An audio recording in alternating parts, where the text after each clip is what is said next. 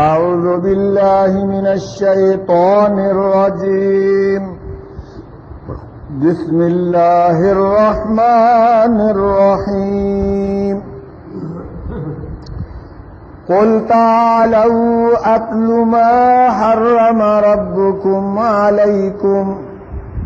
کہہ دیجئے آؤ میں تمہیں پڑھ کر بتاؤں جن چیزوں کو تمہارے رب نے حرام کیا ہے تم پر. اللہ تشرکوا بہ شیئا، کہ نہ تم شریک ٹھہراؤ ساتھ اس کے کسی چیز کو. شرک کرنا حرام ہے. وَبِالْوَالِدَيْنِ إِحْسَانًا، اور ماں باپ کے ساتھ نیکی کرو، حسن سلوک کرو. ماں باپ کی نافرمانی حرام ہے. وَلَا تَقْتُلُوا أَوْلَادَكُم مِّنْ إِمْلَاقٍ، اور مت قتل کرو اپنی اولاد کو مفلسی کے ڈر سے، غریبی کے خوف سے.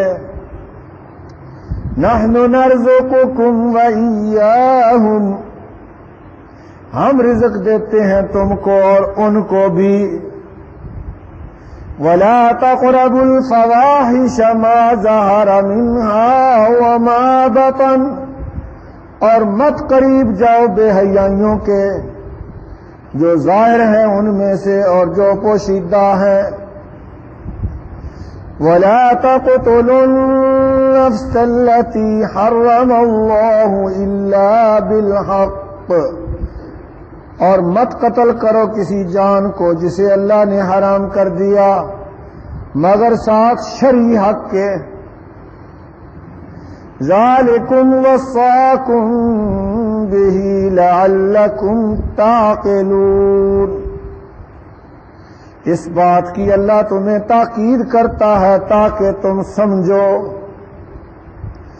وَلَا تَقْرَبُوا مَالَ الْيَتِيمِ إِلَّا بِالَّتِي هِيَ أَحْسَنُ حَتَّى يَبْلُغَ أَشُدَّهُ، اور مت قریب جاؤ یتیم کے مال کے مگر ساتھ اس طریقے کے جو زیادہ اچھا طریقہ ہے، یہاں تک کہ وہ یتیم اپنی جوانی کی عمر کو پہنچ جائے، اپنی پختہ عمر کو پہنچ جائے. وَأَوْفُوا الْكَيْلَ وَالْمِيزَانَ بِالْقِسْطِ، اور پورا کرو ماپ کو اور تول کو ساتھ انصاف کے. لَا نُكَلِّفُ نَفْسًا إِلَّا وُسْعَهَا، نہیں ہم تکلیف دیتے کسی جان کو مگر اس کی طاقت کے مطابق. وَإِذَا قُلْتُمْ فَعْدِلُوا وَلَوْ كَانَ ذَا قُرْبَىٰ، اور جب تم کہو تو انصاف کی بات کرو اور چاہے وہ قرابت دار ہو، قریبی رشتہ دار ہو. وَبِعَهْدِ اللَّهِ أَوْفُوا، اور اللہ کے عہد کو پورا کرو. ذَلِكُمْ وَصَّاكُمْ بِهِ لَعَلَّكُمْ تَذَكَّرُونَ، اس بات کی اللہ تمہیں وصیت کرتا ہے تاکہ تم نصیحت پکڑو. سبحان ربک رب العزت عما یصفون وسلام علی المرسلین والحمد للہ رب العالمین. اللهم صل على محمد وعلى آل محمد كما صليت على إبراهيم وعلى آل إبراهيم إنك حميد مجيد. اللهم بارك على محمد وعلى آل محمد كما باركت على إبراهيم وعلى آل إبراهيم إنك حميد مجيد. آج جون کی 2 تاریخ ہے سن 2010، اور آج کے سبق میں ہم نے صرف 2 آیتیں پڑھی ہیں. 8ویں پارے میں سورۃ الانعام کی آیت نمبر 151 اور 152. گزشتہ آیات میں اللہ نے کفار مکہ اور مشرکوں کے باطل نظریات کا رد کیا اور فرمایا کہ وہم و گمان پر نہ چلو، رسم و رواج پر نہ چلو، شرکیہ باتیں ہیں چھوڑ دو۔ اب بتایا جا رہا ہے کہ آؤ میں تمہیں پڑھ کر سناؤں جن چیزوں کو تمہارے رب نے حرام کیا ہے، یعنی اپنی طرف سے اللہ کی حلال کردہ چیزوں کو حرام نہ بناؤ، بلکہ حرام ان کو مانو جن کو اللہ نے حرام کیا ہے۔ فرمایا آؤ میں تمہیں پڑھ کر بتاتا ہوں۔ ہمارے نبی پاک صلی اللہ علیہ وسلم کو حکم ہو رہا ہے کہ ان مشرکوں سے کہو کہ آؤ، اگر تم یہ چاہتے ہو کہ تمہیں پتہ چلے تمہارے رب نے کس کس چیز کو حرام کیا ہے، تو آؤ میں تمہیں پڑھ کر بتاتا ہوں اللہ کی کتاب قرآن پاک سے کہ جن چیزوں کو میرے رب نے تم پر حرام کر دیا ہے۔ تو یہاں تقریباً کوئی 9-10 چیزوں کا ذکر آیا ہے۔ اللہ نے فرمایا سب سے بڑا گناہ اور بڑی حرام چیز شرک ہے، شرک سے بڑھ کر کوئی گناہ نہیں ہے۔ فرمایا کہ اللہ نے تجھے پیدا کیا پھر تو اس کے ساتھ شریک ٹھہرائے تو اس سے بڑا اور کوئی گناہ نہیں۔ ایک حدیث میں آتا ہے حضور نے فرمایا لا تشرک باللہ، اللہ کے ساتھ شریک نہ ٹھہرانا، ولو حرقتا او قتلتا، چاہے تجھے آگ میں جلا دیا جائے یا تیرے جسم کے ٹکڑے ٹکڑے کر دیے جائیں، کیونکہ شرک سب سے بڑا گناہ ہے۔ تو شرک اللہ نے حرام کیا ہے، اور شرک یہ ہے کہ اللہ تعالیٰ کے ساتھ دوسروں کو حصے دار بنایا جائے، کہ جیسے اللہ عبادت کے لائق ہے دوسرے بھی عبادت کے لائق ہیں، جیسے اللہ عالم الغیب ہے دوسرے بھی عالم الغیب ہے، جیسے اللہ تعالیٰ نفع نقصان کا مالک ہے دوسرے بھی نفع نقصان کے مالک ہیں، جیسے اللہ اولاد دے سکتا ہے دوسرے بھی اولاد دے سکتے ہیں یا دلا سکتے ہیں۔ اللہ کی ذات میں دوسروں کو حصے دار کرنا، صفات میں شامل کرنا یا اللہ کی عبادت میں کسی کو شامل کرنا، یہ سب شرک ہے۔ دوسری چیز اللہ فرماتے ہیں ماں باپ کی نافرمانی حرام ہے، ماں باپ کے ساتھ اچھا سلوک کرو، ماں باپ کے ساتھ احسان کرو۔ احسان یہ ہوتا ہے کہ ماں باپ نے چاہے تمہارے ساتھ کوئی زیادتی بھی کی ہے پھر بھی ان کے ساتھ اچھا سلوک کرنا ہے۔ یہ نہیں فرمایا کہ ماں باپ کے ساتھ انصاف کرو، بلکہ فرمایا ماں باپ کے ساتھ احسان کرو۔ کیا فرمایا؟ احسان کرو۔ حدیث میں آیا ہے فرمایا کہ تمہاری صلہ رحمی کا سب سے زیادہ حقدار تمہارے ماں باپ ہیں، بلکہ ماں کا پہلے ذکر کیا، ماں۔ ایک صحابی نے پوچھا تو آپ نے فرمایا تیری ماں تیری صلہ رحمی کی سب سے زیادہ حقدار ہے۔ اس نے کہا پھر کون؟ فرمایا پھر تیری ماں۔ اس نے پوچھا پھر کون؟ فرمایا پھر تیری ماں۔ اس نے عرض کیا پھر کون؟ فرمایا پھر تیرا باپ۔ ایک حدیث میں آیا ہے کہ باپ کی ناراضگی میں اللہ کی ناراضگی ہے اور باپ کی خوشنودی میں اللہ کی خوشنودی ہے۔ تو اس لیے والدین کے ساتھ حسن سلوک کا حکم دیا ہے، چاہے وہ کافر بھی ہوں، چاہے وہ کافر ماں باپ کے بارے میں اللہ فرماتے ہیں کہ اگر وہ تمہیں شرک پر مجبور کریں تو ان کی بات نہ ماننا، لیکن دنیاوی امور میں ان کا ساتھ دینا۔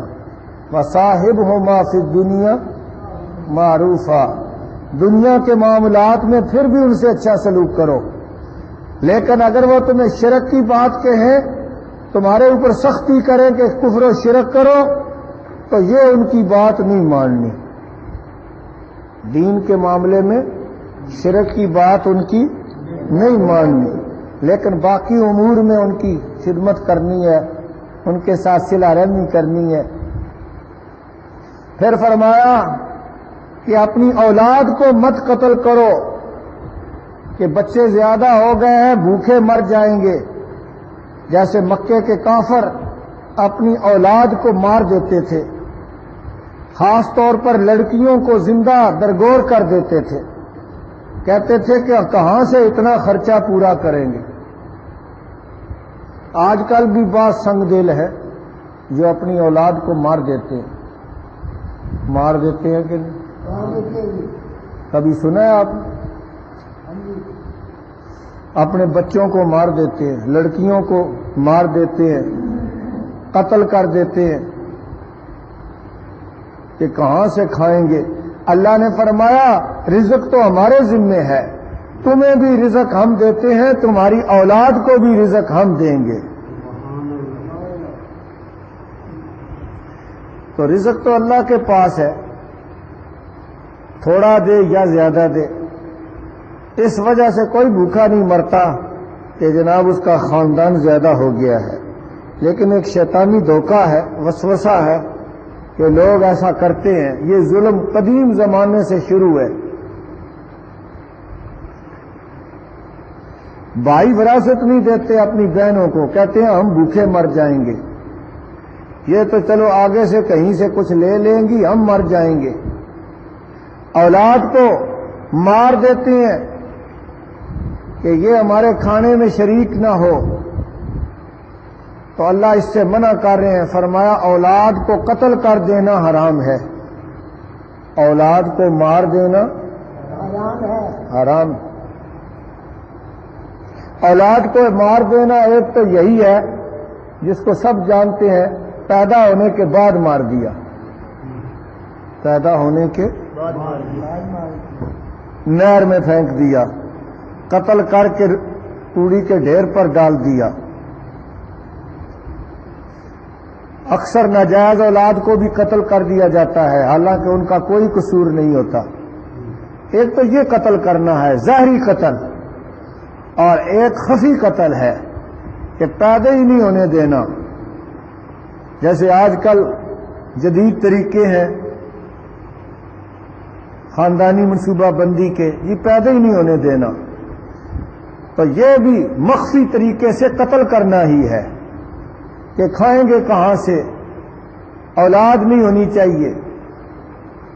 اور تیسرا قتل کرنا یہ بھی ہے کہ اپنی اولاد کو صرف دنیا پر لگا دینا کہ دنیا کا کوئی ہنر سیکھے اور دنیا کے کام کرے اور کمائیں، کاغذ اکٹھے کرے اور دنیا کے کام دھندے کرے، نہ ان کو نماز سکھانی ہے، نہ دین سکھانا ہے، نہ مسجد بھیجنا ہے۔ یہ بھی زندہ درگور کرنا ہے، یہ بھی مار دینے کے مترادف ہے، یہ بھی اولاد کو مار دینے کی طرح ہے، کیونکہ ان کی روحانی موت واقع ہو گئی۔ تو لہذا کئی طریقوں سے اولاد کا قتل ہو رہا ہے۔ بعض لوگ لالچ میں اولاد کو باہر بھیج رہے ہیں، اور باہر فراڈیے جو لوگ ہیں نوسر باز، وہ پیسے لے کر ان کو سمندروں میں غرق کر دیتے ہیں، مار دیتے ہیں، اور ان کا پتہ ہی نہیں چلتا کدھر گئے۔ یہ بھی اولاد کو مارنا ہی ہے کہ دنیاوی اغراض اور لالچ کے لیے اولاد کا استعمال کرنا اور ان کو مار دینا یا مروا دینا، تو یہ بھی ایک طریقہ اولاد کو مارنے کا ہے۔ اللہ فرماتے ہیں رزق تو ہمارے ذمے ہے۔ رزق کس کے ذمے ہے؟ ہاں، جب ماں کے پیٹ میں بچہ ہوتا ہے تو اس کو کون رزق دیتا ہے؟ اللہ دیتا ہے۔ یہ جو پرندوں کے گھونسلوں میں بچے ہیں، ان کو کون پال رہا ہے؟ سمندر کی مچھلیوں کو رزق کون دیتا ہے؟ ایک وہیل مچھلی کئی ٹن خوراک روزانہ کھاتی ہے، ان کو کون رزق دے رہا ہے؟ لیکن ہم کہتے ہیں جی نہیں، ہم ٹھیکیدار ہیں، نماز نہ پڑھ جا کم تے، نماز دی کوئی نہیں لوڑ، بھوکھیا مرنا۔ ایسے جاہل لوگ بھی دنیا میں ہیں، وہ اپنا رازق اپنے آپ کو سمجھتے ہیں۔ اللہ نے فرمایا اولاد کو مارنا حرام۔ ایک اور حرام چیز جس سے اللہ منع کر رہے ہیں، فرمایا کسی جان کو قتل نہیں کرنا، کسی جان کو قتل نہیں کرنا سوائے شرعی حق کے۔ شرعی حق یہ ہے کہ مثلا کوئی قاتل ہے تو اس کو حکومت قتل کرے گی تاکہ آگے قتل ختم ہو جائیں۔ کوئی زانی ہے، گواہی ثابت ہو گئی، اس کو سنسار کیا جائے گا۔ کوئی مرتد ہو جائے اس کو قتل کیا جائے گا۔ یہ شرعی حق ہے۔ یہ کیا ہے؟ شرعی حق۔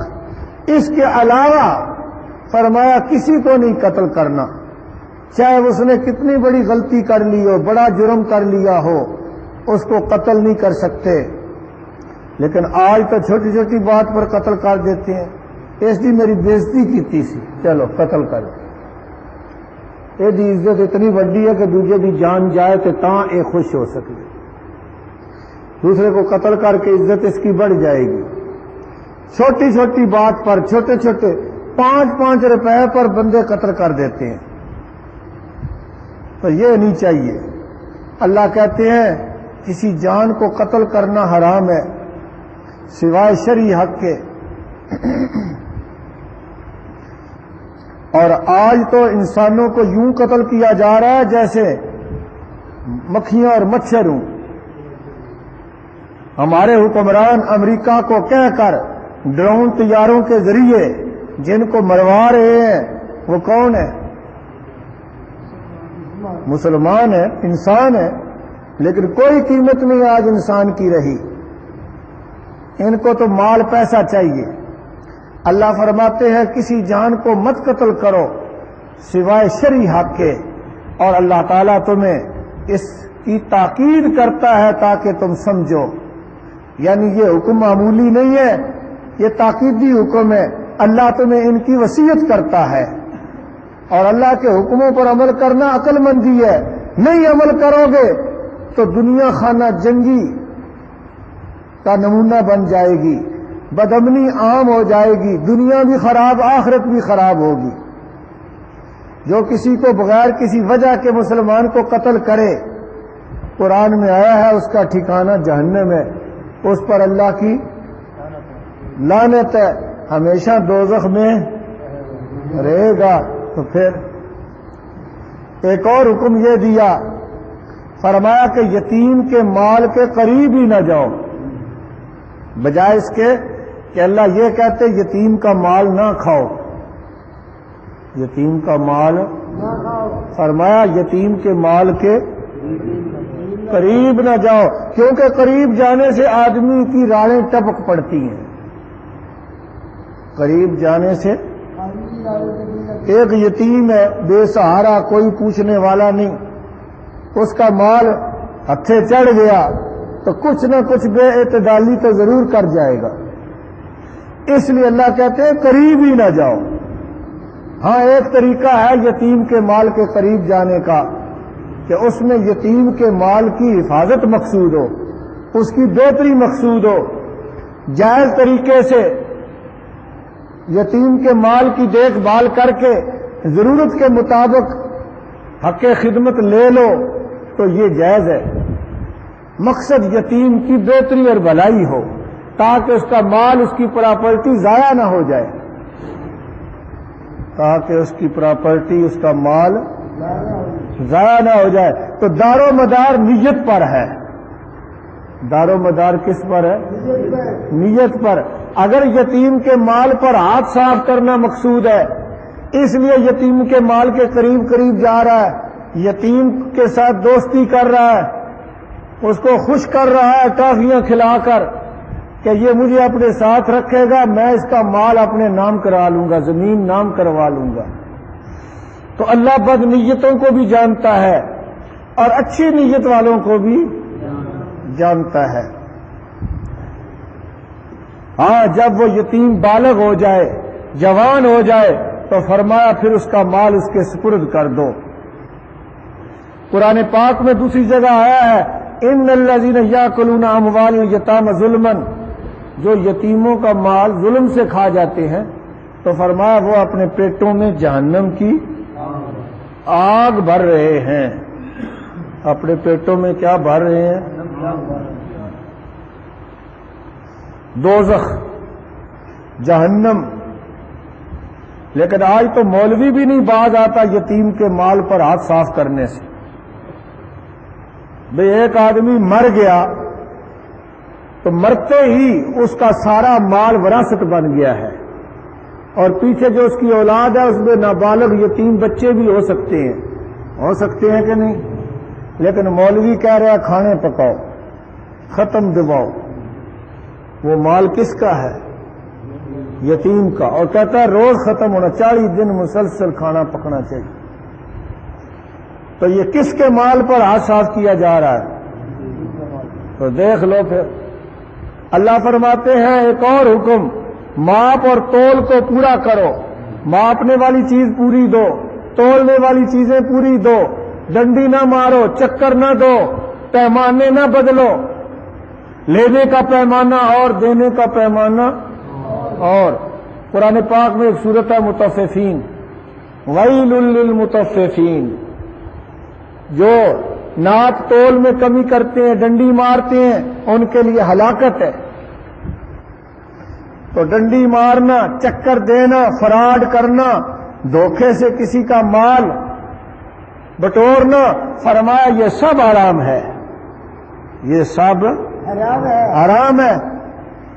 اس لیے صاف ستھرا معاملہ ہونا چاہیے اور پہلے سے طے کر دینا چاہیے۔ اسی طرح جو معاملات ہوتے ہیں لینے دینے کے، یہ پہلے سے طے ہونے چاہیے۔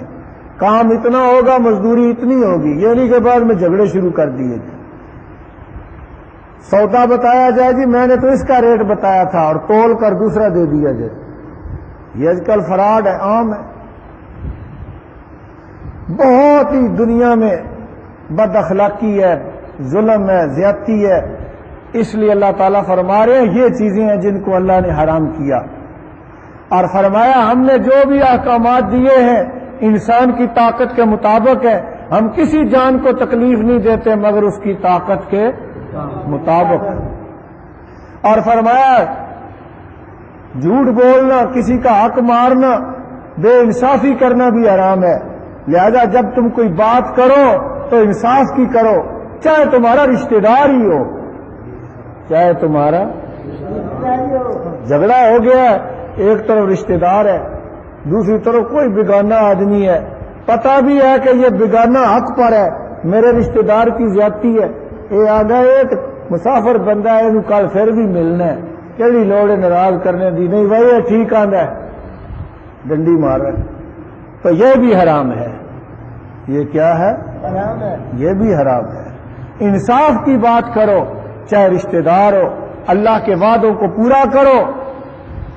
اللہ تعالیٰ تمہیں بار بار تاکید کرتا ہے اس کی، تاکہ تم نصیحت پکڑو۔ تو یہ ہے وہ کام جن کے کرنے سے اللہ راضی ہوتا ہے، نہ کرنے سے اللہ ناراض ہوتا ہے۔ تو ان ناجائز کاموں سے بچو اور جائز حکموں پر عمل کرو۔ قل تعالوا، کہہ دیجئے آؤ، تعالوا آؤ، اتلو میں پڑھوں، اتلو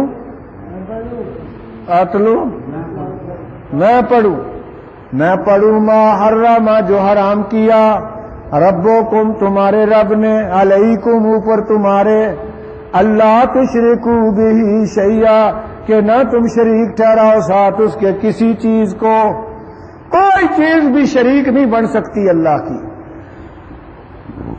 چاہے کوئی حجر ہو، شجر ہو، پتھر ہو، نبی ہو، ولی ہو۔ وَبِالْوَالِدَيْنِ احسانا، اور ماں باپ کے ساتھ احسان کرو، حسن سلوک کرو۔ احسان مفعول مطلق ہے، اس کا فعل محذوف ہے، تاکید کے لیے فعل کو حذف کر دیا ہے، اصل میں تھا وَأَحْسِنُوا بِالْوَالِدَيْنِ احسانا، اور ماں باپ کے ساتھ احسان کرو اچھی طرح احسان کر کے. وَلَا تَقْتُلُوا أَوْلَادَكُمْ اور مت قتل کرو اپنی اولاد کو من املاق مفلسی کے خوف سے. دوسری جگہ آیا من خشیت املاق مفلسی کے ڈر سے. نحن نرزقکم ہم رزق دیتے ہیں تم کو وإیاہم اور ان کو بھی. جس طرح تمہیں ہم نے رزق دیا تمہاری اولاد کو بھی ہم رزق دیں گے. وَلَا تَقْرَبُوا الْفَوَاحِشَ اور مت قریب جاؤ بے حیائیوں کے. ما ظہر منہا جو ظاہر ہے ان میں وما بطن اور جو پوشیدہ ہیں. ظاہر وہ ہیں جو سب کے سامنے ہوتی ہیں, پوشیدہ وہ ہیں جو چھپ کر کمروں میں بند کمروں میں ہوتی ہیں. وَلَا تَقْتُلُوا النَّفْسَ الَّتِي حَرَّمَ اللَّهُ اور مت قتل کرو کسی جان کو جو اللہ نے حرام کر دی الا بالحق کے مگر ساتھ شرعی حق کے. شرعی حق کیا ہے کسی کو نہیں پتا.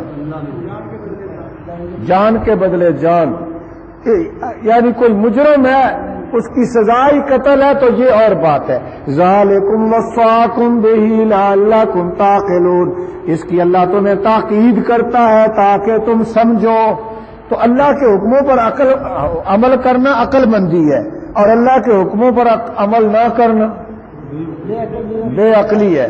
وَلَا تَقْرَبُوا مَالَ الْيَتِيمِ اور مت قریب جاؤ یتیم کے مال کے إِلَّا بِالَّتِي هِيَ أَحْسَنُ مگر ساتھ اس طریقے کے جو زیادہ اچھا طریقہ ہے. اچھا طریقہ یہ ہے کہ یتیم کی بہتری مقصود ہو, اس کے مال کو ضائع کرنے سے بچانا مقصود ہو, یتیم کی خیرخواہی مقصود ہو. اور غلط طریقہ کیا ہے کہ بہانے سے اس کا مال بٹورنا. حتیٰ یبلغ اشدہ یہاں تک کہ وہ پہنچ جائے اپنی جوانی کو. کون پہنچ جائے؟ کون؟ یتیم. وَأَوْفُوا الْكَيْلَ اور پورا کرو ماپ کو. ماپ کو پورا کرو یعنی ماپ کر دینے والی چیزیں پوری دو, اس میں پیمانے نہ مختلف رکھو. والمیزان اور ترازو کو تول کو بھی پورا رکھو. یہ بھی کہ لینے کے پتھر اور رکھو دینے کے اور. بالقسط ساتھ انصاف کے. لا نکلف نفسا الا وسعها نہیں ہم تکلیف دیتے کسی جان کو مگر اس کی طاقت کے مطابق. سارا دین اللہ نے آسان بنایا ہے, اس پر ہر کوئی عمل کر سکتا ہے اگر اس کی نیت ٹھیک ہو. وَإِذَا قُلْتُمْ فَعْدِلُوا پر جب تم کوئی بات کو ہو تو انصاف کی کرو. وَلَوْ كَانَ ذَا قُرْبَىٰ اور چاہے وہ قرابت دار ہو.